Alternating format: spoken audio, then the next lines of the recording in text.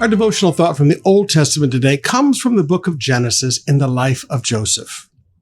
Now, whenever you see a word repeated in Scripture again and again and again, learn to highlight that word and recognize God's trying to tell you something. Repetition is a form of teaching. Let's start in chapter 41, verse 37. Joseph's suggestions were well received by Pharaoh and his officials.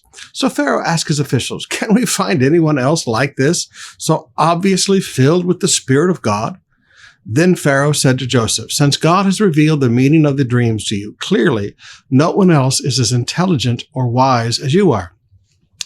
You will be put in charge." Notice the phrase, "in charge of my court, and all my people will take orders from you. Only I, sitting on my throne, will have a higher rank than yours."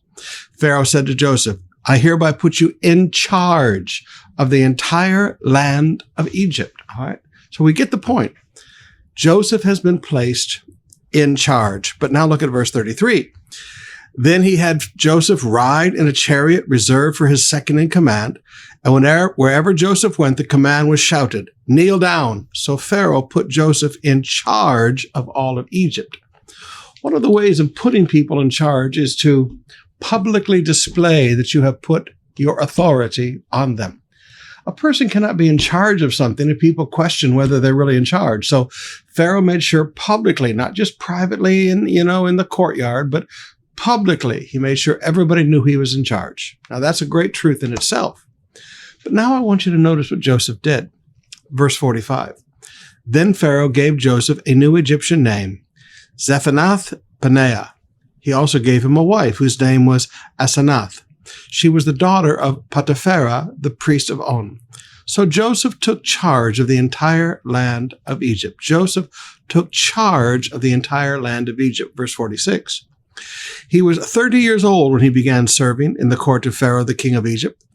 And when Joseph left Pharaoh's presence, he inspected the entire land of Egypt. Now notice, Joseph was publicly put in charge of Egypt.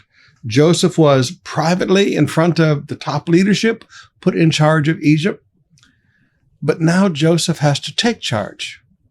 And how did he take charge? Okay. Verse 45 says he took charge. How did he take charge? What was his first step in taking charge? And this is all that I want you to see today. His first step in taking charge was to inspect the entire land of Egypt. The first step of taking charge is not to have a party. The first step of taking charge is not to congratulate yourself and have a celebratory time.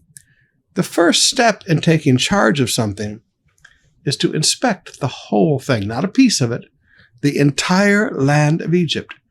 You cannot be in charge of something you do not understand. You cannot be in charge of something that you are ignorant of. Now, beloved, I want to teach you this today. When you are given a promotion and your boss has done things properly, before the other leaders you have been put in charge, and before everyone publicly you have been put in charge. Your first step of taking charge is not to go give orders. Your first step of taking charge is to go and inspect everything, to learn as much as you can learn about what you have been put in charge of.